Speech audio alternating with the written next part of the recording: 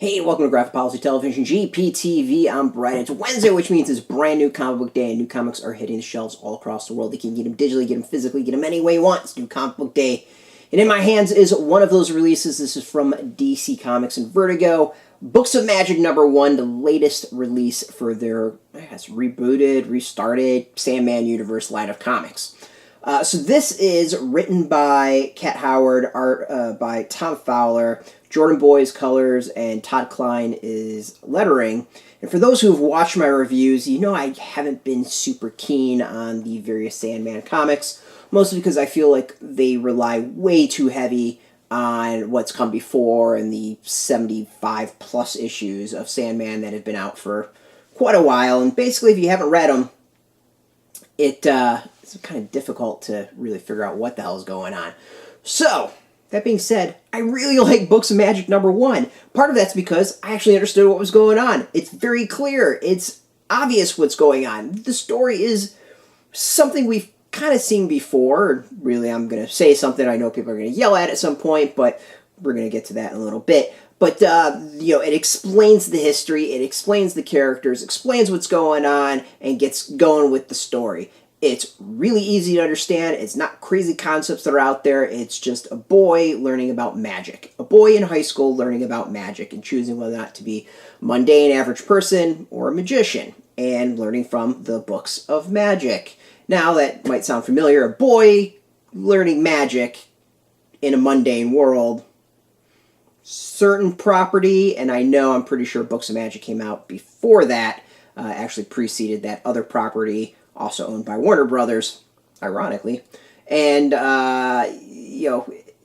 so for those who might enjoy a certain lightning bolt tattooed kid, you're probably going to enjoy this as well. And I'm sure the people who love Books of Magic and, hold up the Sandman Universe in reverence and on a, pedestal like a deity, are going to get pissed on the fact that I brought up a certain property.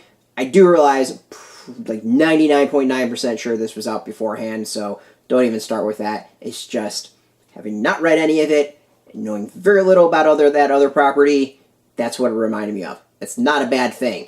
It was very easy to understand, it's entertaining, it's fun, and it sets things up, and that's what the really issue is. It sets things up for whatever it is to come, and teaches people about who this character is, who Tim Huntner is, and why he matters. Basically, he's destined to become the most powerful musician in the universe. He's going to be bad, good, not quite sure. He's got to learn all these things. So that's it in a nutshell. It's a really simple story, really easy to follow, really entertaining. I enjoyed it. So far, my favorite series out of the Sandman Universe. One, highly recommend. I think this is a great entry for anyone who wants to kind of dive into stuff. The fact that I don't feel like I need to read 75 plus issues is a massive bonus. So kudos. It explained everything easily and, used the past, but at the same time is not beholden to it, if that makes sense.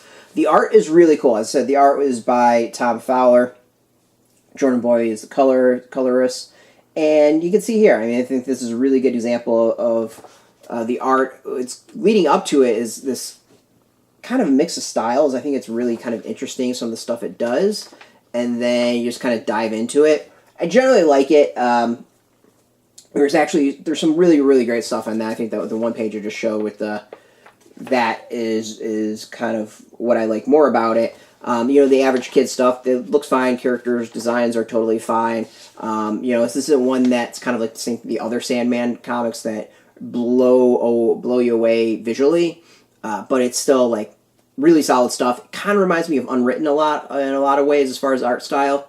And we'll see where it goes from there. I think this has a lot of potential to do some really cool things visually. So we'll hopefully see if it takes advantage. But easily, went in with trepidation, fully admit it, haven't enjoyed any of the other Sandman Universe stuff, so, why am I going to enjoy this? Totally enjoyed it. It's really good. It's really entertaining. Highly recommend it. Go get it. You can get in comic shops today. Go support your comic shop first and foremost. They are the backbone of the comic industry. Without them, things just would not go very well. So go support them.